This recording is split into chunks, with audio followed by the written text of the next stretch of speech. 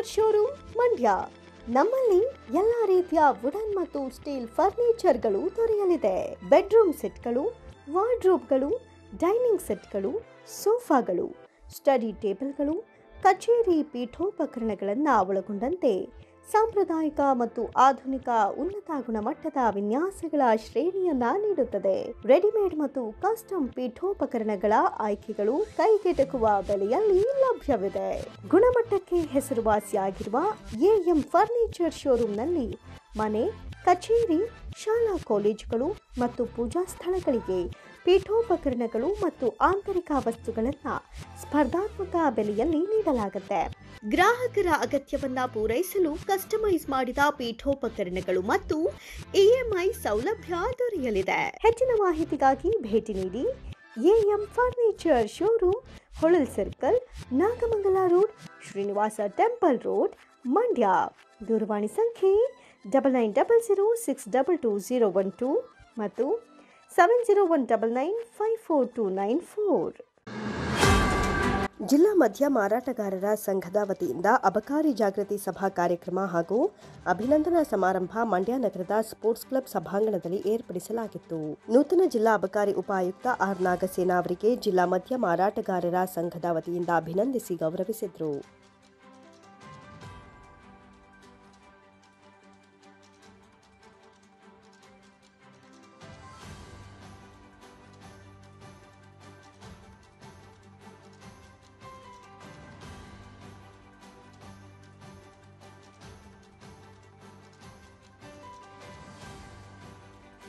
ಅಭಿನಂದನೆ ಸ್ವೀಕರಿಸಿ ಮಾತನಾಡಿದ ಅವರು, ಅಬಕಾರಿ ಪರವಾನಗಿ ಕೊಡಿಸೋದಾಗಿ ಹೇಳಿ ಮಧ್ಯವರ್ತಿಗಳು ದುರುಪಯೋಗ ಪಡಿಸಿಕೊಳ್ತಾ ಇರುವುದು ಕಂಡು ಬರ್ತಿದ್ದು, ಅವರಿಂದ ದೂರ ಇರಬೇಕು. ಹೊಸದಾಗಿ ತೆರೆಯುವ ವೈನ್ ಸ್ಟೋರ್ ಅಂಗಡಿಗಳು ಹಾಗೂ ಇತರೆ ಅಬಕಾರಿ ಇಲಾಖೆಯಲ್ಲಿ ಕೆಲಸ ಆಗಬೇಕಾಗಿರುವುದನ್ನು ಮುಂದಿಟ್ಟುಕೊಂಡು ಕೆಲವು ಮಧ್ಯವರ್ತಿಗಳು ಹಣ ತೆಗೆದುಕೊಂಡು ಕೆಲಸ ಮಾಡಿಸುವುದಾಗಿ ಹೇಳಿ ವಂಚಿಸುತ್ತಿದ್ದಾರೆ.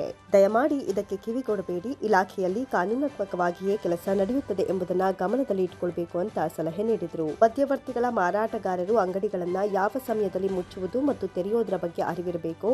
ಅದನ್ನು ತಪ್ಪದೇ ಪಾಲಿಸಬೇಕು. ವಿನಾಕಾರಣ ಪೊಲೀಸರು ಬಂದು ತೊಂದರೆ ಕೊಟ್ಟರೆ ನನ್ನ ಗಮನಕ್ಕೆ ತಂದರೆ ಅದನ್ನು ಜಿಲ್ಲಾ ಪೊಲೀಸ್ ವರಿಷ್ಠಾಧಿಕಾರಿ ಅಥವಾ ಪೊಲೀಸ್ ಅಧಿಕಾರಿಗಳಿಗೆ ಮಾಹಿತಿ ನೀಡಿ ಸಮಸ್ಯೆ ಬಗೆಹರಿಸಿಕೊಡುತ್ತೇನೆ ಅಂತ ಭರವಸೆ ನೀಡಿದರು. ಕಾನೂನಾತ್ಮಕವಾಗಿ ಸಮಸ್ಯೆಗಳ ಬಗ್ಗೆ ಈಗಾಗಲೇ ಮಾಹಿತಿ ಬಂದಿದೆ. ವೈನ್ ಸ್ಟೋರ್ಗಳಲ್ಲಿ ಪ್ಲಾಸ್ಟಿಕ್ ಗ್ಲಾಸ್ ಸೇರಿದಂತೆ ಇತರೆ ಪ್ಲಾಸ್ಟಿಕ್ ಪದಾರ್ಥಗಳನ್ನು ಬಳಸದಂತೆ ತಿಳಿಸುತ್ತೇವೆ. ಪ್ಲಾಸ್ಟಿಕ್ ಬದಲಿಗೆ ಬೇರೆ ವಸ್ತುಗಳ ಮೂಲಕವೂ ಬಳಸಿಕೊಳ್ಳುವಂತೆ ಅರಿವು ಮೂಡಿಸುವ ಕೆಲಸವನ್ನು ಮಾಡುತ್ತೇವೆ. ಒಟ್ಟಾರೆ ಪರಿಸರ ಸಂರಕ್ಷಣೆಗೂ ಒತ್ತು ನೀಡಬೇಕು ಅಂತ ಮನವಿ ಮಾಡಿದರು. ಮಂಡ್ಯ ಜಿಲ್ಲಾ ಮದ್ಯ ಮಾರಾಟಗಾರರ ಸಂಘದಿಂದ ಇವತ್ತು ನಮಗೆ ಸ್ವಾಗತ ಮತ್ತು ಅಭಿನಂದನೆಯನ್ನು ಕೋರಿದ್ದಾರೆ. ಇದಕ್ಕೆ ನಾನು ಅವರಿಗೆ ಭಾಳ ಆಭಾರಿಯಾಗಿದ್ದೀನಿ. ಈ ಸಭೆಯಲ್ಲಿ ಪ್ರಮುಖವಾಗಿ ಅವ್ರದ್ದು ಕ್ಲೋಸಿಂಗ್ ಟೈಮಿಂಗ್ಸು ಮತ್ತು ಏನು ಡ್ರಿಂಕ್ ಆ್ಯಂಡ್ ಡ್ರೈವ್ ಇದೆ ಮತ್ತು ವಿಲೇಜ್ ಸೇಲ್ಸ್ ಇದೆ, ಇದರಲ್ಲಿ ಅವ್ರಿಗೆ ಕಾನೂನಾತ್ಮಕ ತೊಡಕುಗಳೇನಿದೆ ಇದರ ಬಗ್ಗೆ ಹೇಳಿದ್ದಾರೆ.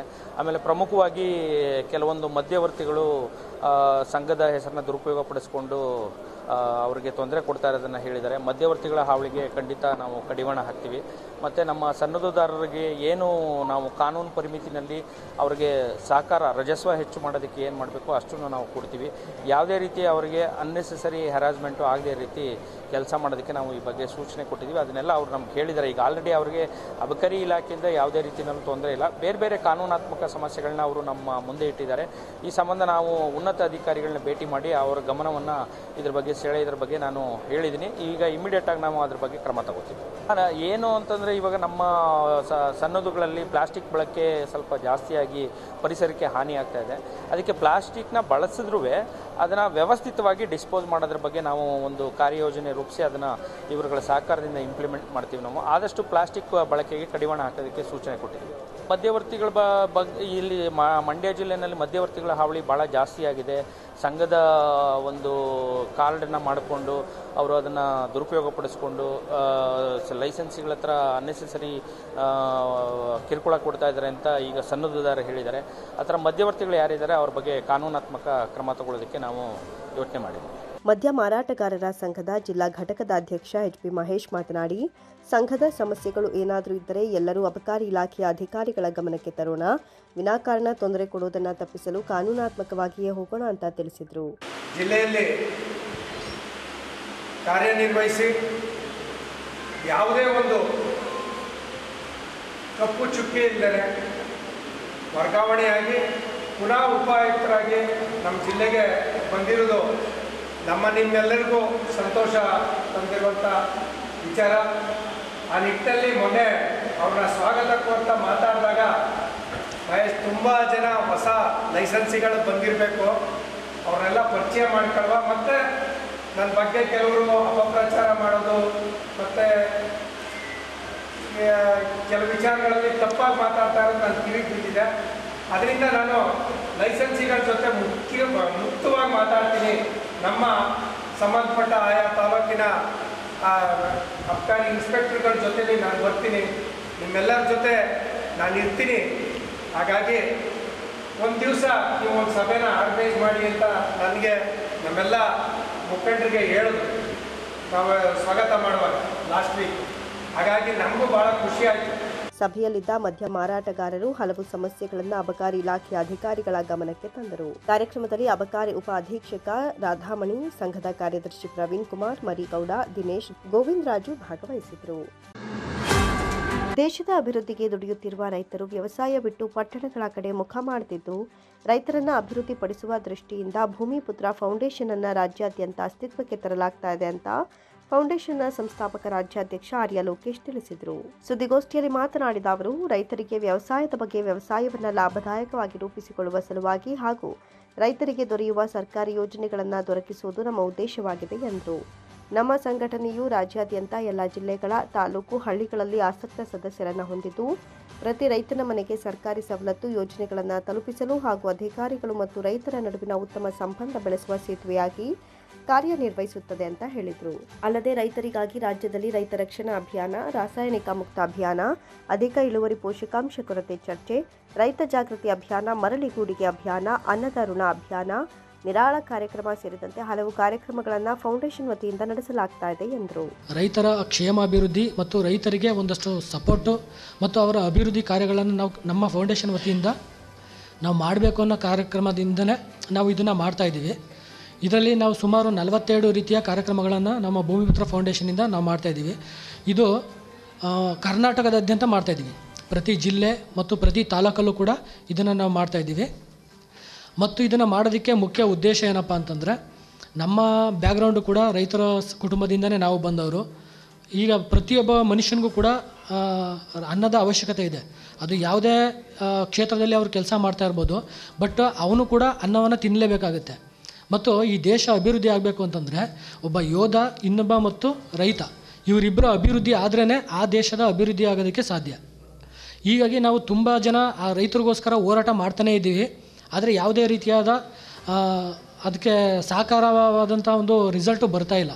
ಈ ಕಾರಣದಿಂದನೇ ನಾವೇನು ಮಾಡ್ತಾಯಿದ್ದೀವಿ, ಸುಮಾರು ರಾಜ್ಯಾದ್ಯಂತ ಲೀಡರ್ಸ್ಗಳು, ನಮ್ಮ ಥರ ಸೇವಾ ಮನೋಭಾವ, ಸಮಾಜಮುಖಿ ಕಾರ್ಯಗಳಲ್ಲಿ ಆಸಕ್ತಿ ಇರುವಂಥವ್ರು, ಇಂಥವನ್ನೆಲ್ಲ ನಾವು ಒಗ್ಗೂಡಿಸ್ಕೊಂಡು ಅವ್ರಿಗೆ ಜಿಲ್ಲಾ ಮಟ್ಟದ ಮತ್ತು ತಾಲೂಕು ಮಟ್ಟದ ಲೀಡರ್ಶಿಪ್ನ ಕೊಟ್ಕೊಂಡು, ಮತ್ತು ಅವರು ಬೇಗ ಬೇಗ ಬ್ಯಾಕ್ಗ್ರೌಂಡಲ್ಲಿ ಅವ್ರು ಕೆಲಸ ಮಾಡ್ಕೊಂಡು ಇರ್ತಾರೆ.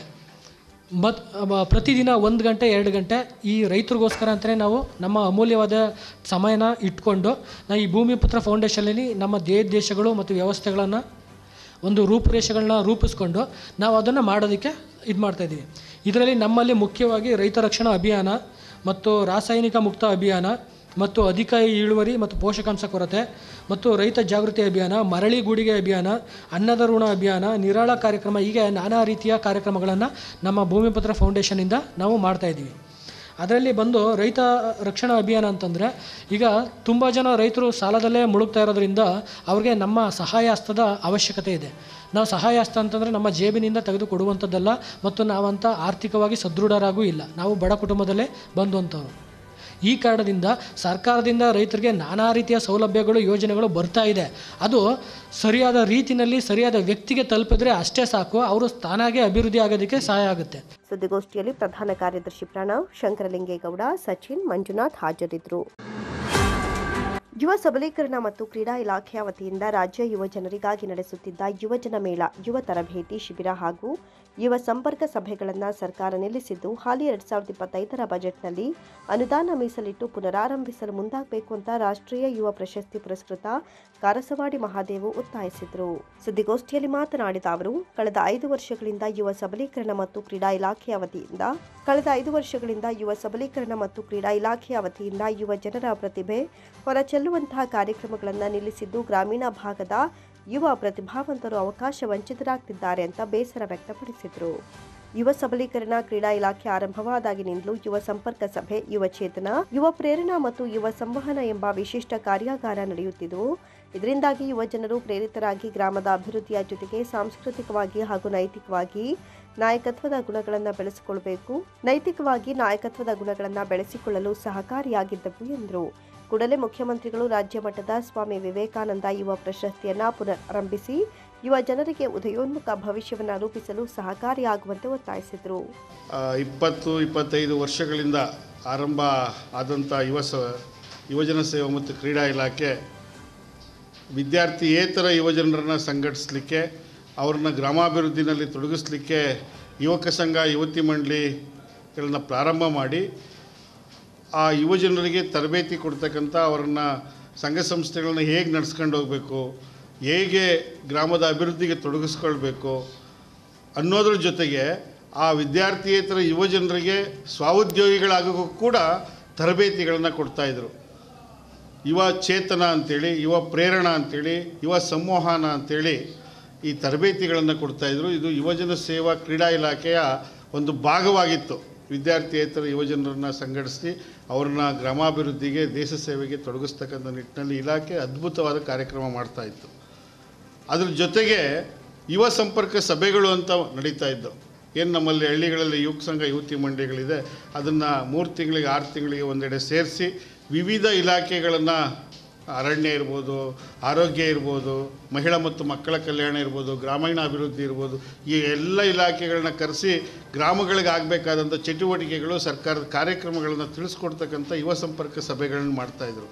ಕಳೆದ 5-6 ವರ್ಷಗಳಿಂದ ಈ ಎಲ್ಲ ಯುವ ಚಟುವಟಿಕೆಗಳನ್ನು ಸ್ಥಗಿತಗೊಳಿಸಿದೆ ಸರ್ಕಾರ. ಇದ್ರ ಜೊತೆಗೆ ಪ್ರಮುಖವಾಗಿ ಬಹಳವಾಗಿ ಯುವಜನ ಮೇಳ, ಏನು ಯುವಜನರು ಸಾಂಸ್ಕೃತಿಕ ರಾಯಭಾರಿಗಳು ಅಂತೀವಿ, ನಮ್ಮ ಜಾನಪದ ಸಂಸ್ಕೃತಿಲಿರ್ತಕ್ಕಂಥ ಸುಮಾರು 16 ಜಾನಪದ ಕಲಾ ಪ್ರಕಾರಗಳನ್ನು ಯುವಜನರ ಮೂಲಕ ಸ್ಪರ್ಧಾತ್ಮಕವಾಗಿ ಏರ್ಪಡಿಸಿ ತಾಲೂಕು, ಜಿಲ್ಲೆ, ವಿಭಾಗ, ರಾಜ್ಯ ಈ 4 ಹಂತಗಳಲ್ಲಿ ಆ ಸ್ಪರ್ಧೆಗಳು ನಡೀತಾ ಇದ್ದೋ. ಜಾನಪದ ನೃತ್ಯ, ಜಾನಪದ ಗೀತೆ, ಸುಗ್ಗಿ ಕುಣಿತ, ಡೊಳ್ಳು ಕುಣಿತ, ವೀರಗಾಸೆ, ಚರ್ಮವಾದ್ಯ ಮೇಳ, ವೈಯಕ್ತಿಕ ಸ್ಪರ್ಧೆಗಳಾದ ರಂಗಗೀತೆ, ಭಾವಗೀತೆ, ಲಾವಣಿ, ಏಕಪಾತ್ರಾಭಿನಯ, ರಾಗಿ ಬೀಸೋ ಪದ, ಸೋಬಾನೆ ಪದಗಳು ಯುವಕ ಯುವತಿಯರಿಗೆ ಪ್ರತ್ಯೇಕವಾಗಿ ನಡೀತಿತ್ತು. ತಾಲೂಕು ಮಟ್ಟದಿಂದ ರಾಜ್ಯ ಮಟ್ಟದವರೆಗೆ 4 ಹಂತಗಳಲ್ಲಿ. ಆ ಮೂಲಕ ಎಲ್ಲ ಯುವಜನರು ಸಾಂಸ್ಕೃತಿಕವಾಗಿ ತಲ್ಲೀನರಾಗ್ತಿದ್ರು. ಉದಾಹರಣೆಗೆ ನಮ್ಮ ಕೀಲಾರ ಅವರು ಯಾವುದೇ ಮಾತಲ್ಲಿ ಹೇಳ್ತಾರೆ ಯಾವ ರೀತಿ ಅದರಿಂದ ಬೆಳ್ಕೊಂಡ್ರು, ಅದರಿಂದ ಈ ಜಿಲ್ಲೆಗೆ, ರಾಜ್ಯಕ್ಕೆ, ರಾಷ್ಟ್ರಕ್ಕೆ ವೈಯಕ್ತಿಕವಾಗಿ ಕೂಡ ಯಾವ ರೀತಿ ಸಹಾಯ ಆಗ್ತಿತ್ತು ಯುವಜನ ಮೇಳ. ಅಂಥ ಯುವಜನ ಮೇಳವನ್ನು ಈ ಸರ್ಕಾರ ಅನುದಾನ ಅಂಥೇಳಿ, ಈ ಸರ್ಕಾರ ಅಲ್ಲ, ಹಿಂದೆ ಇದ್ದಂಥ 5-6 ವರ್ಷಗಳ ಹಿಂದೆ ಇದ್ದಂಥ ಸರ್ಕಾರಗಳು ಅಥವಾ ಕೆಲ ಅಧಿಕಾರಿಗಳ ತಪ್ಪು ಕಲ್ಪನೆಯಿಂದ ಇಂತಹ ಯುವಜನರನ್ನು ಕ್ರಿಯಾಶೀಲಗೊಳಿಸ್ತಕ್ಕಂಥ ಕಾರ್ಯಕ್ರಮವನ್ನು ರದ್ದುಗೊಳಿಸ್ಬಿಟ್ಟಿದ್ದಾರೆ. ನಾವು ಕಳೆದ ತಿಂಗಳು ಎಲ್ಲ ರಾಷ್ಟ್ರೀಯ ಯುವ ಪ್ರಶಸ್ತಿ ಪುರಸ್ಕೃತರು ದಾವಣಗೆರೆಯಲ್ಲಿ ಸಂಯೋಜನೆ ಆಗಿದ್ವಿ ರಾಜ್ಯ ಯುವಜನೋತ್ಸವದ ನೆನಪಲ್ಲಿ. ಅಲ್ಲಿ ಸಂಬಂಧಪಟ್ಟ ಅಧಿಕಾರಿಗಳ ಗಮನಕ್ಕೆ, ರಾಜ್ಯ ಆಯುಕ್ತರ ಗಮನಕ್ಕೆ ತಂದಾಗ ಇದೊಂದು ಒಳ್ಳೆಯ ಕಾರ್ಯಕ್ರಮ ಯಾಕೆ ಕೈ ಬಿಟ್ಟೋಗಿದೆ ಅಂಥೇಳಿ ಪುನರ್ ಪರಿಶೀಲನೆ ಮಾಡಬೇಕಾಗಿದೆ. ಅದಕ್ಕಾಗಿ ಸರ್ಕಾರದ ಮೇಲೆ ನೀವು ಒತ್ತಡ ಹಾಕಿ ನಾವು ಕೂಡ ನಿಮ್ಮ ಜೊತೆಗೆ ಕೈ ಜೋಡಿಸ್ತೇವೆ ಅಂಥೇಳಿ ಮಾನ್ಯ ನಮ್ಮ ರಾಜ್ಯ ಯುವಜನ ಸೇವಾ ಕ್ರೀಡಾ ಇಲಾಖೆಯ ಆಯುಕ್ತರಾದ ಚೇತನ್ರವರು ಮತ್ತು ಈ ಕಾರ್ಯದರ್ಶಿಗಳಾದಂಥ ರಣದೀಪ್ ಅವರು ಸ್ಪಂದಿಸಿದ್ದಾರೆ. ಆ ಕಾರಣಕ್ಕಾಗಿ ಮಾನ್ಯ ಮುಖ್ಯಮಂತ್ರಿಗಳಲ್ಲೇ ಈ ಖಾತೆ ಇದೆ. ಈಗ ಯುವ ಸಬಲೀಕರಣ ಮತ್ತು ಕ್ರೀಡಾ ಇಲಾಖೆ ಇದು ಬಡ್ಜೆಟ್ ಪರಿಶೀಲನೆ ಸಂದರ್ಭ. ಆ ನಿಟ್ಟಿನಲ್ಲಿ ಹಿಂದೆ ಇದ್ದಂಥ ಏನಾಗಿದೆ, ಯುವ ಸಬಲೀಕರಣ ಕ್ರೀಡಾ ಇಲಾಖೆ ಹೆಸರಿದೆ, ಬರೀ ಕ್ರೀಡಾ ಚಟುವಟಿಕೆಗಷ್ಟೇ ಪ್ರೋತ್ಸಾಹ. ಈ ಯುವಜನ ಸಬಲೀಕರಣ ಕಾರ್ಯಕ್ರಮಗಳು ನಿಂತ ನೀರಾಗ್ಬಿಟ್ಟಿದ್ದಾವೆ. ಎಲ್ಲವನ್ನು ದಿನೇ ದಿನೇ ಕಡಿಮೆ ಮಾಡ್ತಾಯಿದ್ದಾರೆ. ನಾವೆಲ್ಲರೂ ಆ ಇಲಾಖೆ ಕಾರ್ಯಕ್ರಮಗಳು ಇದ್ದದ್ರಿಂದ ಬೆಳಕಿಗೆ ಬಂದ್ವಿ. ನಾವಿವತ್ತು ಜಿಲ್ಲೆ, ರಾಜ್ಯ, ರಾಷ್ಟ್ರ ಪ್ರಶಸ್ತಿಗಳನ್ನು ಪಡ್ಕೊಂಡು ಇವತ್ತು ನಮ್ಮ ಸ್ವಾಭಿಮಾನದ ಬದುಕನ್ನು ಸ್ವಉದ್ಯೋಗದ ಮೂಲಕ ನಾವೇ ಕಟ್ಕೊಳ್ಳುವಂಥ ಸ್ಥಿತಿಗೆ ಬಂದಿದ್ದೇವೆ. 10 ಜನಕ್ಕೆ ಉದ್ಯೋಗ ಕೊಡೋ ಸ್ಥಿತಿಗೆ ಬಂದಿದ್ದೇವೆ. ಆದರೆ ಈಗ ಬರ್ತಕ್ಕಂಥ ಮುಂದಿನ ಯುವಜನರಿಗೆ ಇವ್ಯಾವ ಕಾರ್ಯಕ್ರಮಗಳು ಇಲ್ಲ ಆಗಿದೆ. ಆ ದೃಷ್ಟಿಯಿಂದ ನಾವೆಲ್ಲ ಚಿಂತನೆ ಮಾಡಿ ಮುಂದೆ ಬರ್ತಕ್ಕಂಥ ವಿದ್ಯಾರ್ಥಿಯೇತರ ಯುವಜನರಿಗೆ ಈ ಕಾರ್ಯಕ್ರಮಗಳು ಜಾರಿಯಾಗಬೇಕು ಕಡ್ಡಾಯವಾಗಿ. ಈ ಈ ಸಾಲಿ ಬಡ್ಜೆಟ್ನಲ್ಲಿ ಈ ಎಲ್ಲ ಕಾರ್ಯಕ್ರಮಗಳನ್ನ ಮತ್ತೆ ಸೇರಿಸಿ ಜಾರಿ ಮಾಡಬೇಕು ಅಂತೇಳಿ ಮಾನ್ಯ ಮುಖ್ಯಮಂತ್ರಿಗಳಿಗೆ. ಸುದ್ದಿಗೋಷ್ಠಿಯಲ್ಲಿ ಯುವ ಪ್ರಶಸ್ತಿ ಪುರಸ್ಕೃತರುಗಳಾದ BS ಅನುಪಮ, KJ ಸುರೇಶ್, ಹನಿಯಂಬಾಡಿ ನಾಗರಾಜು ಹಾಜರಿದ್ದರು.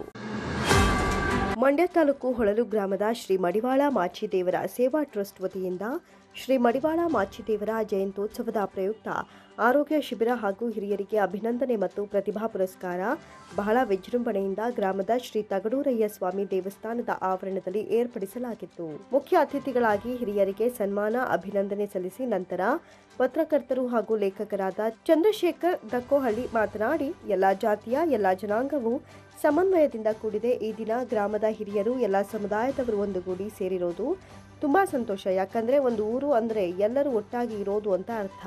ಬಹಳ ಸಂತೋಷವಾಗಿದೆ. ಆದ್ದರಿಂದ ಶ್ರೀ ಮಡಿವಾಳ ಮಾಚಿದೇವರ ಜಯಂತಿ ಯಶಸ್ವಿಯಾಗಿದೆ ಎಂದರು.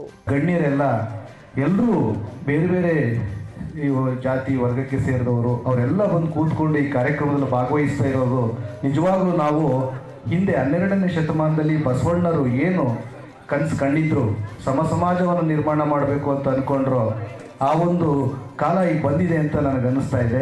ಆ ಒಂದು ಆನಂದ ನಾನು ಅನುಭವಿಸ್ತಾ ಇದ್ದೀನಿ. ಯಾಕೆಂದರೆ ಎಲ್ಲರೂ ಇದ್ದೀವಿ ಇಲ್ಲಿ. ನಾವು ಒಂದು ಊರು ಅಂದರೆ ಹೀಗಿರಬೇಕು, ಒಂದು ಒಗ್ಗಟ್ಟಲ್ಲಿ ಇರಬೇಕು ಅನ್ನೋದಕ್ಕೆ ಈ ಕಾರ್ಯಕ್ರಮ ಸಾಕ್ಷಿಯಾಗಿದೆ. ನನಗನ್ಸುತ್ತೆ ನಿಜವಾಗ್ಲೂ ಮಡಿವಾಳ ಮಾಚಿದೇವರ ಜಯಂತಿ ಯಶಸ್ಸಾಗಿದೆ ಅಂತ. ನಿಜವಾಗ್ಲೂ ಯಶಸ್ಸಾಗಿದೆ.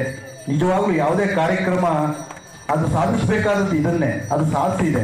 ಸರ್, ಇಲ್ಲಿರೋ ವೇದಿಕೆಯಲ್ಲಿರೋ ಎಲ್ಲ ಹಿರಿಯರಿಗೆ ನನ್ನ ಧನ್ಯವಾದಗಳು. ಈ ಸಂದರ್ಭದಲ್ಲಿ ಪತ್ರಿಕಾ ಛಾಯಾಗ್ರಾಹಕರಾದ KP ಕುಮಾರ್ ಹೊಳಲು, ಹಿರಿಯ ಮುಖಂಡ ಪುಟ್ಟರಸಯ್ಯ ಹಾಗೂ SSLC ಪದವೀಧರ ಹಿಂದುಳಿದ ವರ್ಗಗಳ ಸಮುದಾಯದ ಮಕ್ಕಳಿಗೆ ಪ್ರತಿಭಾ ಪುರಸ್ಕಾರ ನೀಡಿ ಸನ್ಮಾನಿಸಿ ಅಭಿನಂದಿಸಲಾಯಿತು. ದಿವಂಗತೆ ಶ್ರೀಮತಿ ಪದ್ಮ ಜಯರಾಮ್ ರವರ ಸ್ಮರಣಾರ್ಥ ಎಲ್ಲರಿಗೂ ನೆನಪಿನ ಕಾಣಿಕೆಯನ್ನು ನೀಡಲಾಯಿತು.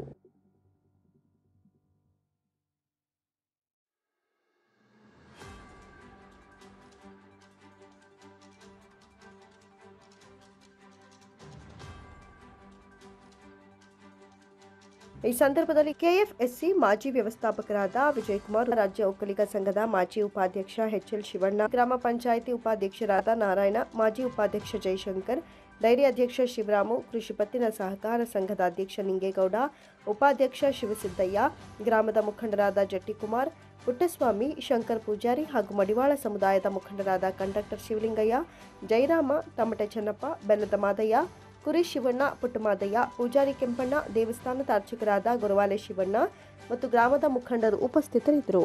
ಜನಪದ ಕಲಾವಿದ ಗೊರವಾಲೆ ಉಮಾಶಂಕರ್ ಸಾಂಸ್ಕೃತಿಕ ಕಾರ್ಯಕ್ರಮದಲ್ಲಿ ಸುಗಮ ಸಂಗೀತವನ್ನು ಹಾಡಿ ಪ್ರೇಕ್ಷಕರನ್ನ ರಂಜಿಸಿದರು.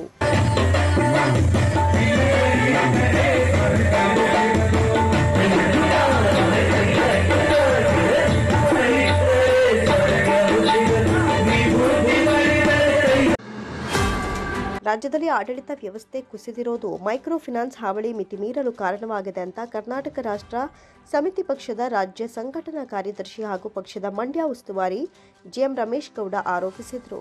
ಸುದ್ದಿಗೋಷ್ಠಿಯಲ್ಲಿ ಮಾತನಾಡಿದ ಅವರು, ರಾಜ್ಯದಲ್ಲಿ ಅಧಿಕಾರಿಗಳು, ನೌಕರರು ಸರ್ಕಾರದ ಹಿಡಿತಕ್ಕೆ ಸಿಗದಿದ್ದು, ಮುಖ್ಯಮಂತ್ರಿಗಳ ಆದೇಶವಿದ್ರೂ ಮೈಕ್ರೋ ಫೈನಾನ್ಸ್ ಕಂಪನಿಗಳ ಹಾವಳಿಗೆ ಯಾವುದೇ ಕಡಿವಾಣ ಹಾಕಲು ಸಾಧ್ಯವಾಗದಂತಾಗಿದೆ ಎಂದರು. ಮೈಕ್ರೋ ಫೈನಾನ್ಸ್ ಸಂಬಂಧ ರಾಜ್ಯಾದ್ಯಂತ ಲಕ್ಷಾಂತರ ದೂರುಗಳು ಬಂದರೂ ಯಾವುದೇ ಕ್ರಮವಾಗಿಲ್ಲ.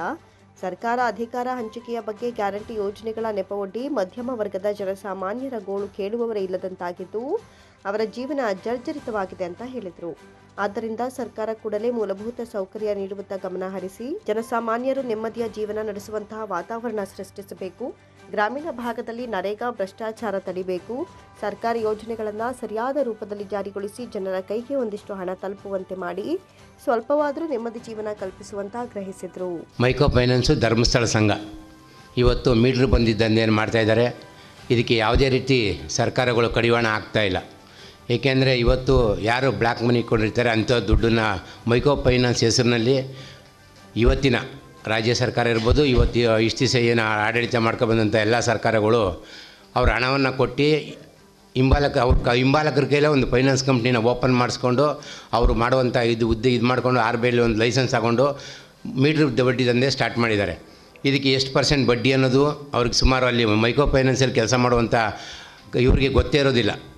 ಅವ್ರಿಗೇನು ಗೊತ್ತು, ಸಾಲ ಕೊಡ್ತಾರೆ, ಮನೆಗೆ ಹೋಗಿ ವಸೂಲು ಮಾಡ್ತಾರೆ. RBI ಗೈಡೆನ್ಸ್ ಪ್ರಕಾರ ಯಾವುದೇ ರೀತಿ ಒಬ್ಬ ಮನುಷ್ಯ ಸಾಲ ತೊಗೊಂಡೋದಾಗ ಕಾನೂನು ಪ್ರಕಾರ ದುಡ್ಡನ್ನು ಸಾಲ ಕಟ್ಟಬೇಡಿ ಅಂತ ನಾವು ಯಾವುದೂ ಹೇಳೋದಿಲ್ಲ.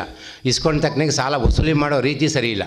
ರೌಡಿಜಾಮ್ ಮಾಡೋದು, ಮನೆಗೆ ಹೋಗಿ ಗಲಾಟೆ ಮಾಡೋದು, ಯಾರ ಗಂಡು ಮಕ್ಳು ಇಲ್ಲದಾಗ ಅವ್ರು ಹೆಂಗೆ ಮನೆಯಲ್ಲಿ ಆಚೆ ಹೆಂಗಸರುಗಳನ್ನ ಆಚೆ ಬೈಯೋದು, ಬಾಯಿ ಬಂದಂಥ ಅವಾಚ್ಯ ಶಬ್ದಗಳಿಂದ ನಿಲ್ಲಿಸಿ ಸುಮಾರು ನಿಮ್ಮ ಕಣ್ಣಂಗೆ ಸುಮಾರು ನಮಗೆ ಗೊತ್ತಿರೋ ಹಾಗೆ ಒಂದು 10ರಿಂದ 15 ಜನ ಮಹಿಳೆಯರು ಆತ್ಮಹತ್ಯೆ ಮಾಡ್ಕೊಂಡಿದ್ದಾರೆ. ಉತ್ತರ ಕರ್ನಾಟಕ ಮತ್ತು ಜಾಸ್ತಿ ನಮ್ಮ ಮಂಡ್ಯ ಜಿಲ್ಲೆಯಲ್ಲಿ ಮಳವಳ್ಳಿ ಮತ್ತು ಕೇರ್ಪೇಟೆಗಳಲ್ಲಿ. ಧರ್ಮಸ್ಥಳ ಸಂಘದಲ್ಲಿ ವಾರದ ಬಡ್ಡಿ ಕೊಡ್ತಾಯಿದ್ದಾರೆ. ಆ ಕಂಪ್ನಿ ಅದು ಯಾರು ನಡೆಸ್ತಾರೋ ಅನ್ನೋದು ಇವತ್ತಿಗೂ ಅವ್ರಿಗೆ ಗೊತ್ತಿಲ್ಲ. RBIನವರು ಲೈಸೆನ್ಸು ತಗೊಂಡಿಲ್ಲ ಸರಿಯಾಗಿ ಅವರು. ಯಾಕೆಂದರೆ ಮೊನ್ನೆ ಒಂದು ಸ್ಟೇಟ್ಮೆಂಟ್ ಬಂದಾಗ ನಮಗೆ ಎಲ್ಲ ಎನ್ಕ್ವೈರಿ ಮಾಡಿದ್ವಿ. ಈಗ ನಾವು ರಾಜ್ಯಾದ್ಯಂತ ಧರ್ಮಸ್ಥಳ ಸಂಘ ಮತ್ತು ಮೈಕ್ರೋ ಫೈನಾನ್ಸು ಮತ್ತು ಬೆಡ್ಡಿಂಗ್ ದಂಧೆ ಇದ್ರ ವಿರುದ್ಧ ನಾವು ಹೋರಾಟ ಹಮ್ಮಿಕೊಂಡಿದ್ದೀವಿ. ನಮ್ಮ ಮಂಡ್ಯ ಜಿಲ್ಲೆಯಲ್ಲಿ 7 ತಾಲೂಕಲ್ಲೂ ನಮ್ಮ ಪಕ್ಷದ ಕಾರ್ಯಕರ್ತಿದ್ದಾರೆ. ದಯವಿಟ್ಟು ಮಂಡ್ಯ ಜಿಲ್ಲೆ ಮಾಧ್ಯಮ ಮಿತ್ರರಿಂದ ಮತ್ತು ಪತ್ರಿಕಾ ಮಿತ್ರರಿಂದ ಕೇಳ್ಕೊಳ್ಳೋದಿಷ್ಟೇ, ದಯವಿಟ್ಟು ನಾವು ಮಾಡುವಂಥ ಕೆಲಸಕ್ಕೆ ನೀವು ಸಹಕಾರ ಕೊಡಬೇಕು ಅಂತ ಕೇಳ್ಕೊತಾ ಇದ್ದೀವಿ. ಏಕೆಂದರೆ ಮುಂದಿನ ಯುವ ಪೀಳಿಗೆ ಹಾಳಾಗ್ತಾ ಇದ್ದಾರೆ. ಇವತ್ತು ಬೆಡ್ಡಿಂಗ್ ದಂಧೆಗಳೆಲ್ಲ ಹಾಳಾಗ್ತಾ ಇದ್ದಾರೆ. ಈಗೇನು ಮಾಡ್ತೀರಿ, ತಾಯಂದಿರು ಏನು ಮಾಡ್ತೀರಿ, ಒಂದು ಸ್ವಯ ಸಂಘ 10 ಜನ ಸೇರಿ ಇದ್ದರೆ ನಿಮಗೆ ಲಕ್ಷಗಟ್ಟಲೆ ದುಡ್ಡು ಫಸ್ಟು 10,000 20,000 50,000 ಲಕ್ಷ ಹಿಂಗೆ ಕೊಟ್ಕೊಂಡು ಹೋಗ್ತಾರೆ. ಅವ್ರಿಗೆ ತೀರ್ಸೋದಕ್ಕೆ ಯಾವ ರೀತಿ ಇದೆ, ಅವ್ರಿಗೆ ಸಂಪಾದನೆ ಇದೆಯಾ ಅನ್ನೋದನ್ನು ನೋಡಬೇಕು ಇವರು. ಯಾಕೆಂದ್ರೆ ಇವತ್ತು ರೈತರುಗಳಿಗೆ ನಿಮಗೆಲ್ಲ ಗೊತ್ತಿರೋಂಗೆ ಏನೇ ಬೆಳೆ ಬೆಳೆದ್ರೂ ರೈತರಿಗೆ ಅನುಕೂಲ ಸಿಗೋದಿಲ್ಲ. ಎಷ್ಟೇ ಬೆಳೆ ಬೆಳೆದ್ರೂ ಇವತ್ತು ಪರಿಸ್ಥಿತಿ, ಏನೇ ಬೆಳೆ ಬೆಳೆದ್ರು ಇವತ್ತು ನೋಡಿ, ಇವತ್ತು ಏನು ರೀತಿ ಬೆಳೆ ಎಲ್ಲ ಕುಸ್ತೋಗಿದೆ. ಆದರೆ ಅವ್ರು ಬೇಕು ಅಂತ ಅವ್ರಿಗೆ 50,000 1 ಲಕ್ಷ ಕೊಟ್ಬಿಡ್ತಾರೆ. ಅವ್ರು ಒಬ್ಬರು ಕಟ್ಟಿಲ್ಲ ಅಂದರೂ ಅವ್ರ ಮನೆ ಹತ್ರ ಹೋಗಿ ಹೆಣ್ಮಕ್ಳೇ ಬಾಯಿ ಬಂದಂಗೆ ಬೈಯೋದು, ಅವ್ರ ಮನೆ ಅವಮಾನ ಮಾಡೋದಾಗ ಅವಮಾನ ಸಹಿಸೋಕ್ಕಾಗದೆ ಇದು ಮಾಡ್ಕೊತಾ ಇದ್ದಾರೆ, ಆತ್ಮಹತ್ಯೆ ಮಾಡ್ಕೋತಾ ಇದ್ದಾರೆ. ಈ ಥರ ಸಮಸ್ಯೆ ಆಗ್ತಾಯಿದೆ. ದಯವಿಟ್ಟು ಮಂಡ್ಯ ಜಿಲ್ಲೆಯಲ್ಲಿ ಯಾವುದೇ ತಾಲೂಕಲ್ಲಿ ಸಮಸ್ಯೆ ಆದರೆ ಪೊಲೀಸ್ ಸ್ಟೇಷನಲ್ಲಿ ಜಾಸ್ತಿ ಹಗರಣಗಳಾಗ್ತವೆ. ದುಡ್ಡಿರೋರಿಗೆ ಒಂಥರ ಮಾಡ್ತಾರೆ, ದುಡ್ಡಿಲ್ಲ ಅನ್ನೋರಿಗೆ ಇನ್ನೊಂದು ಥರ ಮಾಡ್ತಾಯಿದ್ದಾರೆ.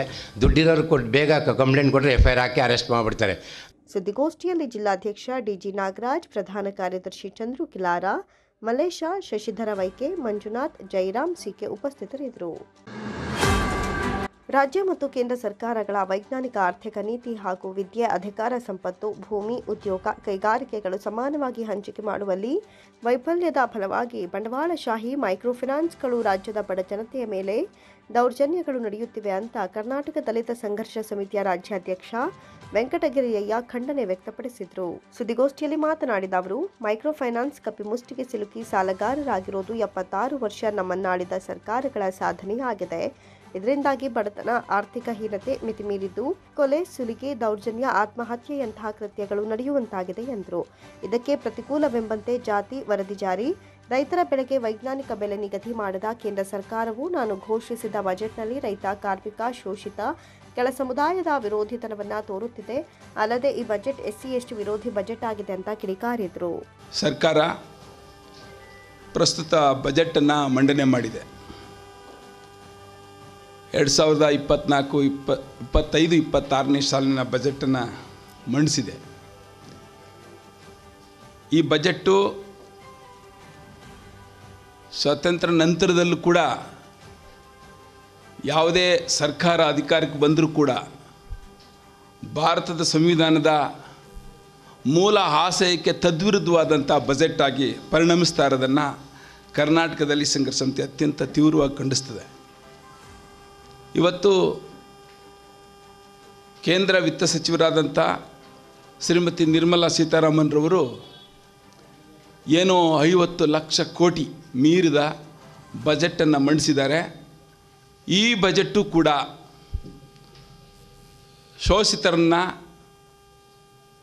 ತಳ ಸಮುದಾಯಗಳನ್ನು ನಿರ್ಲಕ್ಷ್ಯ ಮಾಡಿ ಬಜೆಟ್ ಮಂಡನೆ ಮಾಡಿದ್ದಾರೆ. ಭಾರತದ ಸಂವಿಧಾನ ಅನುಚ್ಛೇದ 38-39 ಭಾಳ ಸ್ಪಷ್ಟವಾಗಿ ಹೇಳ್ತದೆ, ಈ ದೇಶದ ವಿದ್ಯೆ, ಈ ದೇಶದ ಸಂಪತ್ತು, ಈ ದೇಶದ ಅಧಿಕಾರ, ಈ ದೇಶದ ಭೂಮಿ, ಈ ದೇಶದ ಕೈಗಾರಿಕೆಗಳು ಜಾತಿಯ ಹೆಸರಿನಲ್ಲಿ, ಲಿಂಗದ ಹೆಸರಿನಲ್ಲಿ, ವರ್ಗದ ಹೆಸರಿನಲ್ಲಿ ಅಥವಾ ಪ್ರಾಂತ್ಯದ ಹೆಸರಿನಲ್ಲಿ ಕೇಂದ್ರೀಕರಣಗೊಳ್ಳಬಾರದು ಅಂತ ಸಂವಿಧಾನದ ಸ್ಪಷ್ಟ ನಿರ್ದೇಶನ ಇದೆ. ಆದರೂ ಕೂಡ ಸ್ವಾತಂತ್ರ್ಯ ಬಂದು 76 ವರ್ಷ ಕಳೀತಾ ಇದ್ರೂ ಕೂಡ ಇವತ್ತು ಈ ದೇಶದ ವಿದ್ಯೆ, ಸಂಪತ್ತು, ಅಧಿಕಾರ, ಭೂಮಿ ಎಲ್ಲವೂ ಕೂಡ ಕೆಲವೇ ಜನರಲ್ಲಿ, ಕೇವಲ 15% ಇರತಕ್ಕಂಥ ಜನರಲ್ಲಿ 85 ಭಾಗದ ಎಲ್ಲ ಕೇಂದ್ರೀಕರಣಗೊಳ್ತಾ ಇದೆ. ಇನ್ನು 85 ಜನರ ಭಾಗಕ್ಕೆ ಕೇವಲ 15% ಸುಮ್ಮನೆ ಚೂರು ಪಾರು ಹಂಚಿಕೆ ಆಗ್ತಾಯಿದೆ. ಇಂಥ ತಾರತಮ್ಯನ ನಿವಾರಣೆ ಮಾಡಬೇಕಾಗಿದ್ದು, ಸಂವಿಧಾನಬದ್ಧವಾಗಿ ಮಾಡಬೇಕಾಗಿದ್ದು ಈ ದೇಶದ ಕೇಂದ್ರ ಸರ್ಕಾರ ಮತ್ತು ರಾಜ್ಯ ಸರ್ಕಾರಗಳು. ಆದರೆ ಈ ಕೇಂದ್ರ ಮತ್ತು ರಾಜ್ಯ ಸರ್ಕಾರಗಳ ಬಜೆಟ್ಟು ಬಂಡವಾಳಶಾಹಿಗಳ ಪರವಾದಂಥ, ಪೂರೈತಶಾಹಿ ಪರವಾದಂಥ ಒಂದು ಬಜೆಟ್ ಆಗಿ ಪರಿಣಮಿಸ್ತಾ ಇದೆ. ಇದನ್ನು ಕರ್ನಾಟಕದಲ್ಲಿ ಸಂಘರ್ಷ ಸಮಿತಿ ಅತ್ಯಂತ ತೀವ್ರವಾಗಿ ಖಂಡಿಸ್ತದೆ. ಮೈಸೂರು ವಿಭಾಗೀಯ ಸಂಚಾಲಕ ಕೆಎಂ ಅನಿಲ್ ಕುಮಾರ್ ಮಾತನಾಡಿ, ಸರ್ಕಾರ ಖಾಸಗಿ ಬಂಡವಾಳಶಾಹಿ ಮೈಕ್ರೋ ಫೈನಾನ್ಸ್ಗಳನ್ನು ಕೂಡಲೇ ಬಂದ್ ಮಾಡಿಸಬೇಕು. ಕಿರುಕುಳ ನೀಡುವ ಫೈನಾನ್ಸ್ ಮಾಲೀಕರು ಹಾಗೂ ಸಿಬ್ಬಂದಿಗಳನ್ನು ಬಂಧಿಸಿ ಕಠಿಣ ಶಿಕ್ಷೆಗೆ ಒಳಪಡಿಸಬೇಕು. ಬಡ್ಡಿ, ಚಕ್ರಬಡ್ಡಿ ಮೂಲಕ ವಸೂಲಿ ಮಾಡಿದ ಹಣವನ್ನು ಮುಟ್ಟುಗೋಲು ಹಾಕಿಕೊಂಡು ಸಂತ್ರಸ್ತ ಕುಟುಂಬಕ್ಕೆ ಹಿಂದಿರುಗಿಸಬೇಕು. ಸಾಲ ವಸೂಲಾತಿ ಉಪಟಳದಿಂದ ಆತ್ಮಹತ್ಯೆ ಮಾಡಿಕೊಂಡ ಕುಟುಂಬಕ್ಕೆ ಮೈಕ್ರೋ ಫೈನಾನ್ಸ್ ಕಂಪನಿಗಳಿಂದಲೇ ತಲಾ 50 ಲಕ್ಷ ಪರಿಹಾರ ನೀಡಲು ಕ್ರಮ ವಹಿಸಬೇಕು. ಮೈಕ್ರೋ ಫೈನಾನ್ಸ್ಗಳ ಸಾಲವನ್ನು ಕೇಂದ್ರ ರಾಜ್ಯ ಸರ್ಕಾರಗಳೇ ತುಂಬಿ ಜನರನ್ನು ಋಣಮುಕ್ತವಾಗಿಸಬೇಕು. ಜನರ ಜೀವ ಮತ್ತು ಮೂಲಭೂತ ಅವಶ್ಯಕತೆಗಳ ಸಂರಕ್ಷಣಾ ಕಾಯ್ದೆ ಜಾರಿಗೆ ಕೂಡಲೇ ಸುಗ್ರೀವಾಜ್ಞೆ ಜಾರಿಗೊಳಿಸಬೇಕು ಅಂತ ಆಗ್ರಹಿಸಿದರು. ನಮ್ಮನ್ನು ಆಳಿರ್ತಕ್ಕಂಥ ಸರ್ಕಾರಗಳು ಅತ್ಯುತ್ತಮವಾದಂಥ ಆರ್ಥಿಕ ನೀತಿನ ಜಾರಿಗೆ ತಂದಿದ್ರೆ ನಮ್ಮಲ್ಲಿ ಆರ್ಥಿಕ ಸಂಕಷ್ಟಗಳು, ಆರ್ಥಿಕತೆಯ ಅವಶ್ಯಕತೆಗಳ ಪೂರೈಕೆ ಮಾಡ್ಕೊಳ್ತಕ್ಕಂಥ ಸ್ವಯಂ ಕೃತವಾದಂತಹ ಶಕ್ತಿ ನಮ್ಮಲ್ಲಿ ಬರ್ತಕ್ಕಂಥ ಆಗಿತ್ತು. ಆದರೆ ಇವತ್ತು ಕರ್ನಾಟಕ ರಾಜ್ಯದಲ್ಲಿ ದಿನ ಬೆಳಗಾದರೆ ನಾವು ನೋಡ್ತಕ್ಕಂಥ ಪತ್ರಿಕೆಗಳಲ್ಲಿ ನೋಡ್ತಾ ಇದ್ದೀರಿ, ಮೈಕ್ರೋ ಫೈನಾನ್ಸ್ಗಳ ಸಾಲದಿಂದ, ಬಡ್ಡಿ ಚಕ್ರಬಡ್ಡಿ ವಸೂಲಾತಿಯಿಂದ ಸಾಲ ತೀರುವಳಿಕೆ ಮಾಡೋಕ್ಕಾಗ್ದೇ ಆತ್ಮಹತ್ಯೆ ಮಾಡ್ಕೊತಕ್ಕಂಥ ಪ್ರಕರಣಗಳನ್ನ ನೀವೀಗಾಗಲೇ ಗಮನಿಸ್ತಾ ಇದ್ದೀರಿ. ಇವೆಲ್ಲ ಪ್ರತಿದಿನ ನಡೀತಕ್ಕಂಥ ಅನೇಕ ಜಿಲ್ಲೆಗಳಲ್ಲಿ ಎಷ್ಟು ಹಿಂಸೆಗಳು ನಡೀತಾ ಇದೆ, ಎಷ್ಟು ಸಾವುಗಳಾಗಿದೆ ಅನ್ನೋದ್ರ ಬಗ್ಗೆ ನಿಮಗೆ ಅರಿವಿದೆ. ನಾನು ಕೇಂದ್ರ ಸರ್ಕಾರ ಮತ್ತು ನಮ್ಮ ನಾಳಿರ್ತಕ್ಕಂಥ ಸರ್ಕಾರಗಳನ್ನ ಪ್ರಶ್ನೆ ಮಾಡ್ತೀನಿ. ಇವತ್ತು ಜನರ ಆರ್ಥಿಕ ಅಭಿವೃದ್ಧಿನ ನೀವು ಮಾಡ್ದೇನೆ, ಅವರ ಬಡತನ ನಿರ್ಮೂಲನೆ ಮಾಡ್ದೇನೆ ಇದುವರೆಗೂ ನೀವು ಯಾವ ರೀತಿಯ ಆಡಳಿತನ ನಡೆಸಿದಿರಿ? ನಿಮಗೆ ನಡೆಸ್ತಕ್ಕಂಥ ಸದೃಢವಾದಂಥ ರಾಜಕೀಯದಲ್ಲಿ ಆರ್ಥಿಕತೆಯನ್ನು ಸರಿಯಾಗಿ ನಡೆಸ್ತಕ್ಕಂಥ ನೈತಿಕತೆ ನಿಮಗಿಲ್ಲ ಅಂದಮೇಲೆ ನೀವು ರಾಜೀನಾಮೆ ಕೊಟ್ಟು ಇಳಿದು ಬನ್ನಿ. ಸುದ್ದಿಗೋಷ್ಠಿಯಲ್ಲಿ ಜಿಲ್ಲಾಧ್ಯಕ್ಷ ಬಿ ಆನಂದ್, ಮಹಿಳಾ ಜಿಲ್ಲಾಧ್ಯಕ್ಷೆ ಸುಷ್ಮಿತಾ ಆನಂದ್, ತಿಮ್ಮೇಶ್, ಸುಮಾಮಣಿ, ಮುತ್ತುರಾಜ್ ಹಾಜರಿದ್ದರು. ಮದ್ದೂರು ಪಟ್ಟಣದ ಬೆಂಗಳೂರು ಮೈಸೂರು ಹೆದ್ದಾರಿಯ ಪುರಸಭಾ ಮುಂಭಾಗ ಇರುವ ಅಂಬೇಡ್ಕರ್ ಪ್ರತಿಮೆ ಬಳಿ 2ನೇ ದಿನವಾದ ಇಂದು ಕೂಡ ತಾಲೂಕು ದಲಿತ ಪರ ಸಂಘಟನೆಗಳ ಸಮನ್ವಯ ಸಮಿತಿ ವತಿಯಿಂದ ಹೊರಗುತ್ತಿಗೆ ನೌಕರರನ್ನ ಕಾರಣವಿಲ್ಲದೆ ವಜಾಗೊಳಿಸಿರುವ ಹಿನ್ನೆಲೆ ಅನಿರ್ದಿಷ್ಟಾವಧಿ ಅಹೋರಾತ್ರಿ ಧರಣಿ ಪ್ರತಿಭಟನೆ ಜೊತೆಗೆ ತಮಟೆ ಚಳುವಳಿ ಮೂಲಕ ತಮಟೆ ಬಡಿದು ಸುಳ್ಳು ದೂರು ನೀಡಿರುವ ಶಾಸಕರ ಬೆಂಬಲಿಗನ ವಿರುದ್ಧ ಆಕ್ರೋಶ ವ್ಯಕ್ತಪಡಿಸಿ ಕೂಡಲೇ ನೀಡಿರುವ ಸುಳ್ಳು ದೂರನ್ನು ವಜಾ ಮಾಡುವಂತೆ ಒತ್ತಾಯಿಸಿ ಹಾಗೂ ಮದ್ದೂರು ಪಟ್ಟಣದ ಪುರಸಭಾ ಆಡಳಿತ ಮಂಡಳಿ ಏಕಾಏಕಿ ಹೊರಗುತ್ತಿಗೆ ನೌಕರ ಮನೀಶ್ ಅವರನ್ನ ಯಾವುದೇ ಕಾರಣವಿಲ್ಲದೆ ನೋಟಿಸು ನೀಡದೆ ವಜಾಗೊಳಿಸಿದ್ದಾರೆ ಅಂತ ಆರೋಪಿಸಿದರು.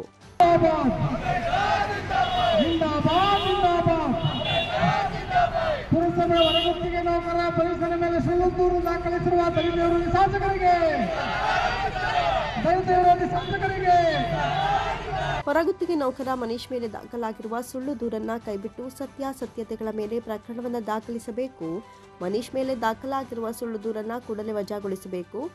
ಪುರಸಭಾ ಆಡಳಿತ ಮಂಡಳಿ ಮತ್ತು ಶಾಸಕರ ಒತ್ತಡಕ್ಕೆ ಮಣಿದು ಯಾವುದೇ ನೋಟಿಸ್ ನೀಡದೆ ಏಕಾಏಕಿ ಕೆಲಸದಿಂದ ತೆಗೆದುಹಾಕಿರುವ ಆರ್ಸಿ ಬಿಸಿನೆಸ್ ಸೊಲ್ಯೂಷನ್ ಮೈಸೂರು ಹೊರಗುತ್ತಿಗೆ ಏಜೆನ್ಸಿಯನ್ನ ಕಪ್ಪು ಪಟ್ಟಿಗೆ ಸೇರಿಸಬೇಕು ಅಂತ ದಲಿತ ಪರ ಸಂಘಟನೆಗಳ ಮುಖಂಡರಾದ ಸೋಮನಹಳ್ಳಿ ಅನ್ನದಾನಿ ಪ್ರತಿಭಟನೆ ನಡೆಸಿ ಮಾತನಾಡಿದರು.